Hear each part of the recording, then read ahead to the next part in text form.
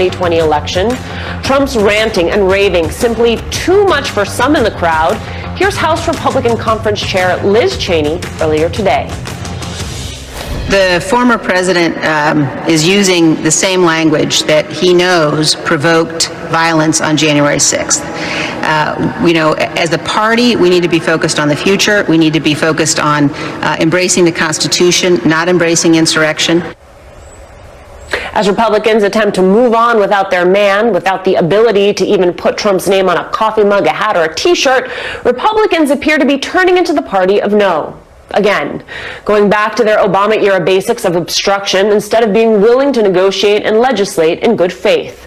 Starting us off this hour, Juanita Tolliver is a Democratic strategist, Sahil Kapoor is an NBC News national political reporter, and Philip Bump, national correspondent for The Washington Post. Philip, I'm not surprised that Trump went after McConnell the way he did, but as we try to assess where this version of the Republican Party is headed, what does it say about Trump's influence and how, if you were some of the Republican senators that are still cozying up to him, who were down there in Florida, how can you maintain both a loyalty to Donald Trump and a loyalty to Mitch McConnell, who you're going to need if you're up for re-election?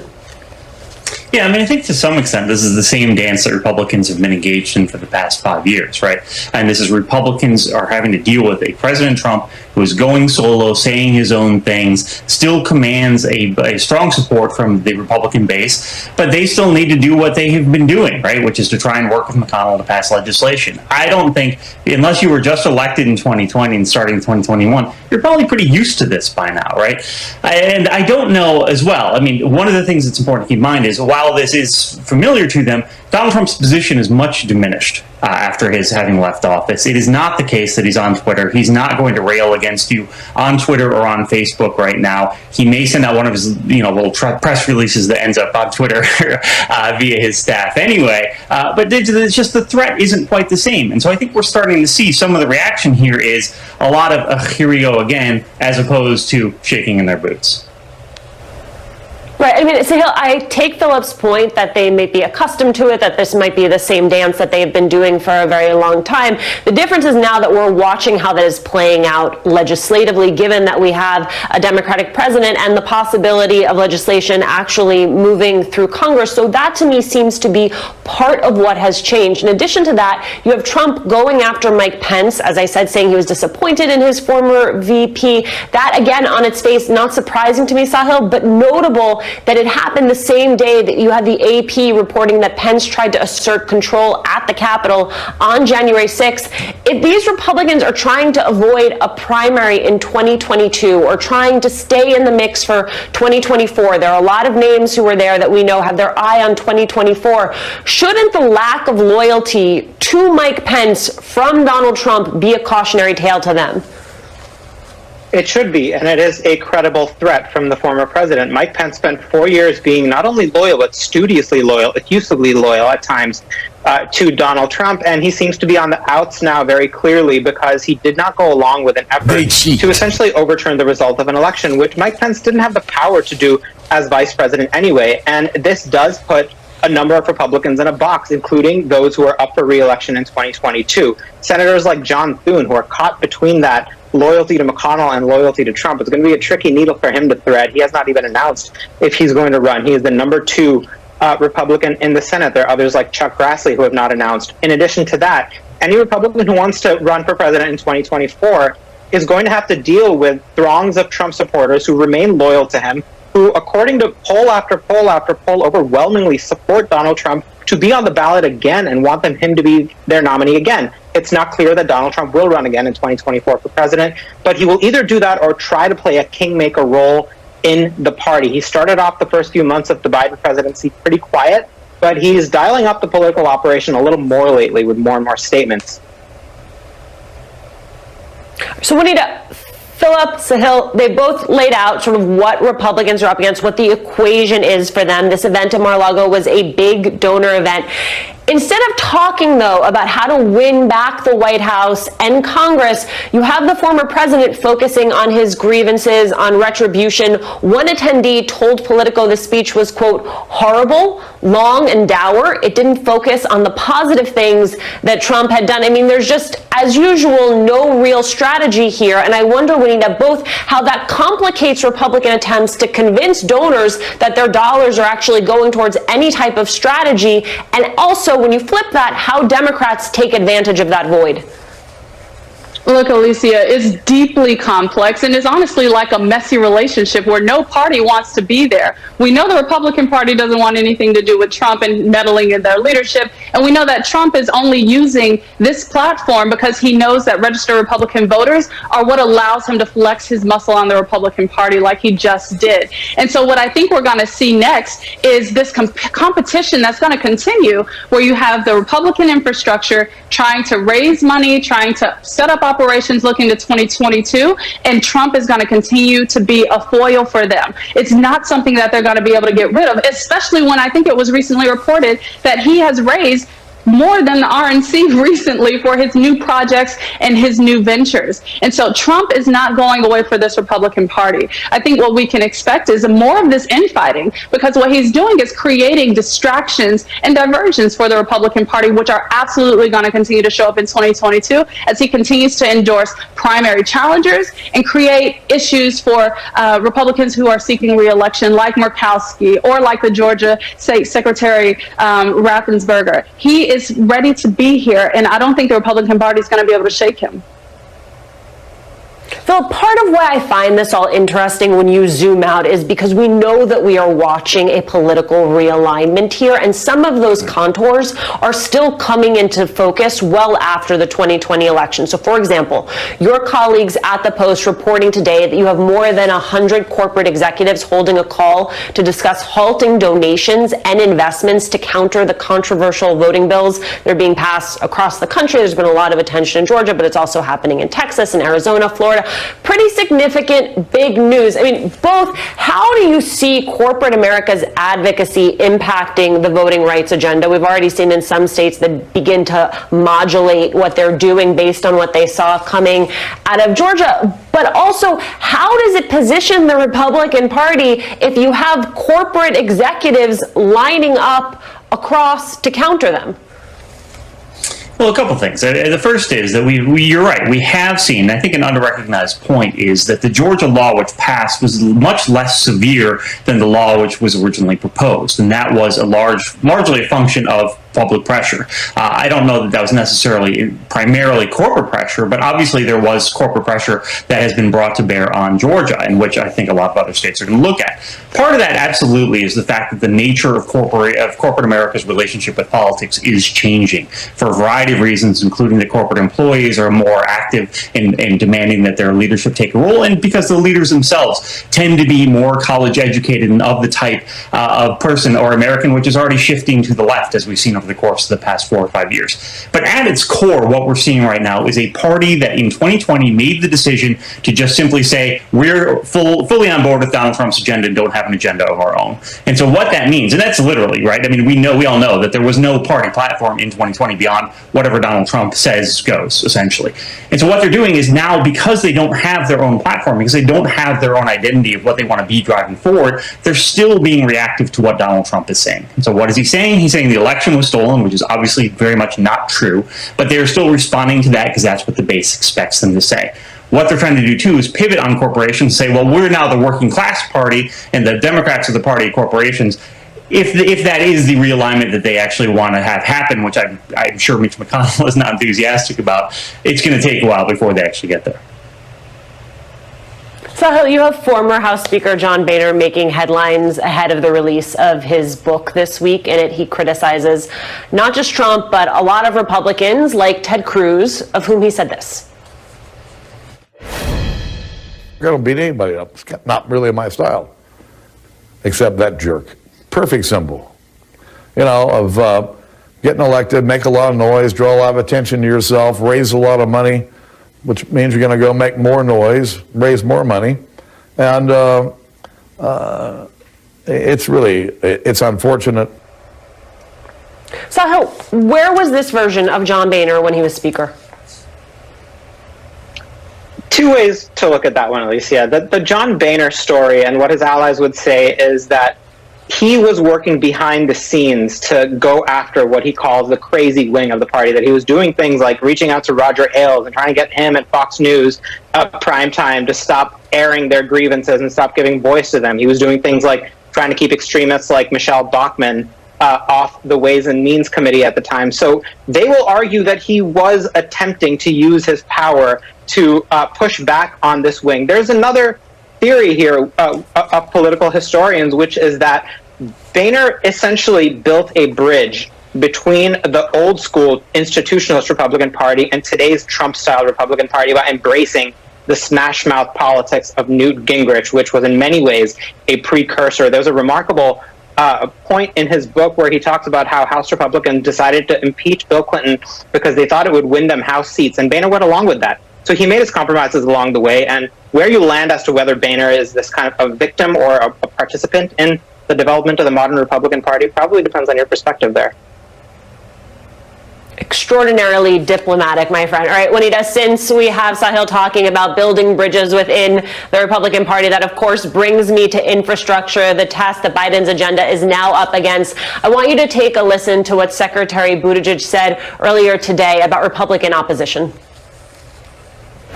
We don't have a lot of work to do to persuade the American people that U.S. infrastructure needs major improvement. The American people already know it, and that's one of the reasons why there's such extraordinary Republican and independent and Democratic support for this package among the American people. I mean, this brings us back, Juanita, to a very common theme, right, that we keep circling back to, which is this idea of defining bipartisanship as what the American people support rather than what lawmakers on Capitol Hill support. The theory of that, though, is that if you get enough Republicans in people's districts saying, hey, are you going to sign on to this infrastructure deal, then that begins to move them in the direction of actually coming to the table. Is it your sense, is there any sign Republicans will be swayed by that broad public support that you have Secretary Buttigieg referencing there? I sadly don't think so, Alicia, especially given what we saw in the run-up to the passing of the American Rescue Plan, which all parties involved knew the American public needed immediate direct help, yet the Republican Party stonewalled it, tried to offer really low options for the White House to consider that weren't even realistic in providing any direct aid. And so what we're going to see is that same playbook. They're going to go to the White House and try to offer nickels and dimes here when the American public, after experiencing this pandemic, knows full well that the systems are not in place to provide for them and to allow them to function in our economy in a substantive way. I'm thinking specifically of women who were forced out of the workforce because of lack of care, people who were forced out of the workforce due to lack of elder care or paid leave and other matters that we know the American public supports overwhelmingly. I believe Secretary Buttigieg also mentioned the fact that there is support here from Republican voters for infrastructure investments that will directly benefit them. And so I do think there is an opportunity here for grassroots engagement, knowing that the timeline for this bill is, as we heard Speaker Pelosi mention last week, will likely go through August. And so there is an opportunity to really rally support here. Will Republicans listen to it, either whether it's Democrats or Republicans calling their office? Doubtful. Sahil, Philip, Juanita, thank you so much for kicking us off. Next, Derek Chauvin's murder trial. Demands for change today in the streets of St. Paul, Minnesota, protesting lives lost to police violence. Tomorrow, week 3 kicks off with heart specialist Dr. Jonathan Rich. He'll take the stand for the prosecution, which is expected to rest its case in the coming days. Joining me now, former U.S. Attorney and MSNBC contributor Joyce Vance. She's a law professor at the University of Alabama. Also with us, former prosecutor Yodit Tewalde. Her new show, Making the Case, premieres tomorrow on the Black News Channel. Good to see you both. Joyce, the prosecution could rest its case as soon as Tuesday. Where do you think their focus will be? Well, the prosecution, as we all know, bears the burden of convincing every member of the jury beyond a reasonable doubt of the defendant's guilt. So they'll continue to hit hard on this issue of causation. it seems very simple when we're all being armchair prosecutors. We see the video and we don't see how the jury could have any doubt, but it's the defense's job to create that. They'll try to do that in their case. So the prosecution will continue to hammer home the moral certainty that it's Derek Chauvin who was responsible for George Floyd's death, that had Chauvin not sat on his neck and his back for 9 minutes and 29 seconds, he would have walked away alive from that encounter. So you're deep to that point about creating some sense of doubt. The defense will recall Minneapolis police officer Nicole McKenzie on Tuesday. Here's what she said on the stand this past week. If you're trying to be heads down on a patient that you need to render aid to, it's very difficult to focus on that patient while there's other things around you. If you don't feel safe around you, does it make it more difficult to assess a patient? it does. Does it make it more likely that you may miss signs that a patient is experiencing something? Yes. And so the distraction can actually harm the potential care of the patient. Yes. Rudy, what does this tell us about the defense's line of argument? That it's actually unreasonable. Their job is to raise a reasonable doubt and to blame a crowd of bystanders who were literally shouting for help. Someone to help George Floyd is an insult to anyone's intelligence. You can see in the video, clear as day, that no one attempted to get close to the officers. No one attempted to throw things at the officers.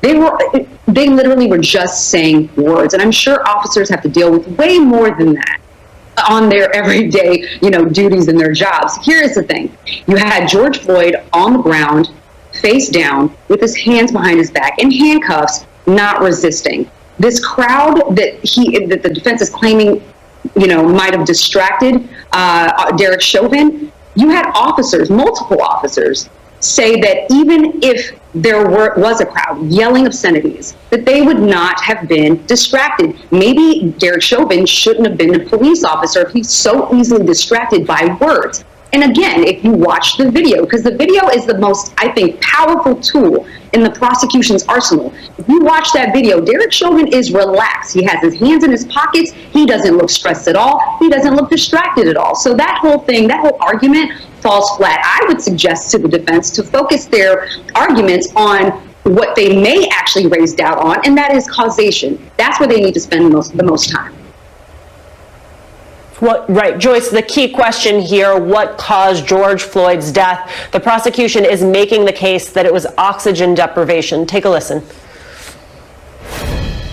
When you watch those videos and we go through them, what is his respiration do? He's breathing. He's talking. He's not snoring. He is saying, please, please get off of me. I want to breathe. I can't breathe. That is not a fentanyl overdose. That is somebody begging to breathe. There was nothing sudden about his death. So that's what I would have expected if it was a cardiac arrhythmia or abnormal beating of the heart. There's no evidence to suggest he would have died that night, except for the interactions with law enforcement. Joyce, when it comes to this question of causation, has the prosecution left any room for doubt? Of course, that's always up to the jury. That's why we have juries in the first place, to decide these disputed issues of fact. But the government has done a really immaculate job of putting on the evidence, starting with a pulmonary expert who did a really great job of helping the jury actually get into George Floyd's shoes and go through the really painful experience of feeling what he felt. That's a difficult sort of a maneuver to pull off with the jury, and the prosecution did it very well. It was a really good lead into the testimony from the medical examiner, where there's been a little bit of dispute because the sitting medical examiner did not go all the way to backing up the prosecution's case and saying directly that it was asphyxia as a result of what the police did. that his testimony on the stand went as well as it could have. His predecessor, the woman who trained him, testified in a compelling fashion, and the prosecution elicited really important testimony that Chauvin remained in position on top of George Floyd for 2 minutes and 44 seconds after the paramedics said that they no longer felt a pulse. Although that will go to issues involving Chauvin's intent, that will also, I think, help be the icing on the cake for the prosecution's case for causation. That he knew that he was impairing George Floyd's life, that he stayed there, he didn't even get up after it was clear that he was close to, if not deceased. The evidence here came in a really extraordinarily successful fashion for the prosecution. Yodit, there's what's happening in that courtroom, and then there are, of course, just much bigger cultural questions happening in the background. You have MSNBC legal analyst Paul Butler writing, I think officers who are testifying want to model what good cops look like, both for the jury and the public, in contrast to Chauvin. Do you agree with his assessment, and what makes this moment different than past police-involved murder cases? Well, I've never seen officers testify against another colleague. It's one thing to have paid experts on use of force, and then another to have actual colleagues from the department that the defendant works out of or used to. So when you have them coming, the police chief himself coming on the stand and saying that what Derek Chauvin did to George Floyd was a complete departure from the department's policies and training. So absolutely, I think that this is most certainly a different case than what we've seen in the past. I know a lot of people are skeptical of getting a guilty verdict because of what we've experienced in the past. I mean, people say, well, what about the video? Well, yeah, we've had video before of crimes happening and still rendering a not guilty. But what, again, makes this case different is the fact that you have multiple officers, colleagues, former officers, current officers, training officers who are coming in and saying Derek Chauvin was wrong here. And what we would have done under those same circumstances would have been different. And not only that, you actually have a 9 minute and 29-second video. This isn't a split-second decision that this officer had to make. This isn't a video where some object is mistaken to be a weapon. We have someone who's literally on camera for over 9 minutes who could have changed the circumstances at any given moment. And so this case is different. And I do agree with that article, Paul Butler, and I do think that this will change how policing is done. I do believe that the dialogue is going to be furthered, and hopefully that there's some, real true reform. We're going to pick up this part of the conversation a little later in the show. I hope you'll all join us for that. Joyce and Yodit, thank you both so much for your time. Next, the CDC reveals a 3 weeks into spring, signs American life is returning to some sense of normal. Like in New York City, where subway ridership reached 2 million last week for the first time since the city locked down 1 year ago. And while, yes, there is light at the end of the tunnel, we are not out of the woods. Take Michigan, where we are seeing a 7-fold increase in new infections compared to late February. Some 7,000 new cases being reported daily. And then there's flat-out refusal to get vaccinated by some Americans. Data from CNN shows 40% of U.S. Marines are refusing the shots, fearing the vaccines were developed too quickly. And we're seeing a lot of that across the southern states too, where Axios reports a slowing demand for vaccine doses. All of it concerning news with new variants spreading fast from coast to coast. Based on our most recent estimates from CDC surveillance, the B117 variant is now the most common lineage circulating in the United States. Testing remains an important strategy to rapidly identify and isolate infectious individuals, including those with variants of concern. With us now, Dr. Uche Blackstock. She's the founder and CEO of Advancing Health Equity. And lucky for us, as of today, Dr. Blackstock is an MSNBC medical contributor. I can't tell you, Dr. Blackstock, how happy I am that I got to be the one to share that news with our viewers. Welcome to the MSNBC family.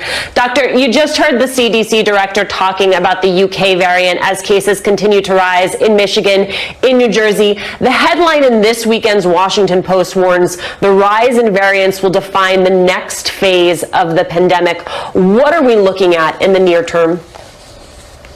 Well, thank you so much for having me on, Alicia, especially today. I would say that we are at another very critical point. What we're seeing in Michigan could be a harbinger of what other states are to expect. And it's really unclear why Michigan is the hot spot right now. It may be because it was one of the first states to have the B117 variant. Also because there was relaxation of restrictions, as well as the fact that Michigan just did so well with those restrictions in place that they may have a more vulnerable population. So a lot of different reasons why, and I think that we still have to be on guard, even though we have that light at the end of the tunnel. And I think ultimately it'll be up to both individual will as well as political will as to whether leaders will put those restrictions back in place. There was a report out earlier this week that when I saw just knocked the wind out of me, showing that Black children account for 20% of the kids who lost a parent to COVID. They only account for 14% of the total child population in the U.S. You have been ringing the bell on equity since the beginning of this pandemic. When you see numbers like this, what do they tell you? This is just absolutely devastating. We know that Black communities, other communities of color have been disproportionately impacted by this pandemic, health-wise, economic-wise, and now psychologically. I feel like almost we're going to have this lost generation of children who have not only lost their elders, but also their parents. And we know that with parental trauma, there are increased risks of depression, PTSD, post-traumatic stress syndrome, and those children are more likely to experience economic insecurity. And so I think we're going to need this administration, as well as future administrations, to make sure we're tracking these children, providing them with both the psychological and economic resources that they'll need to thrive in the future. Especially because this crisis is not yet in our rear view. I mean, as more and more people get the vaccine, we're also hearing about breakthrough infections, people testing positive after getting the shot. We know the shot is not 100% effective, that a booster may be needed. But what does this mean about our behavior and how we all need to look at a return to normal?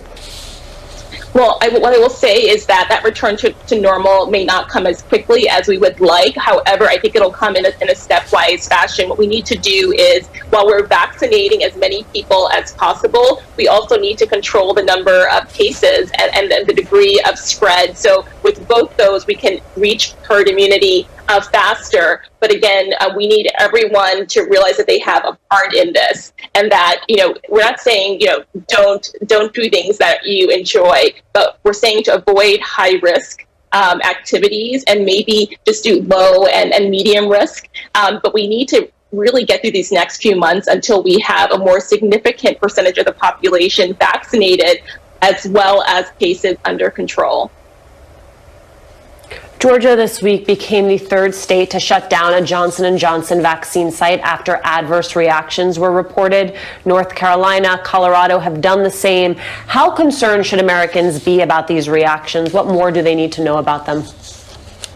Well, what I will say is, for now, these reactions are quite rare. I know that they may seem very scary to the public, but when we look at the number of people who have received the Johnson & Johnson vaccine, these occurrences are again quite relatively rare. And what we'll need is for the FDA, CDC to continue to monitor the effects of these vaccines. We know that most of the side effects occur immediately after getting them, but I will say overall the data that we have, and again, it's been given to millions of people, are quite safe. But again, we need to continue to follow how people respond to these vaccines. All right, Dr. Blackstock, congratulations, welcome, and thank you so much for being with us tonight. Coming up, the Queen's son, Prince Andrew.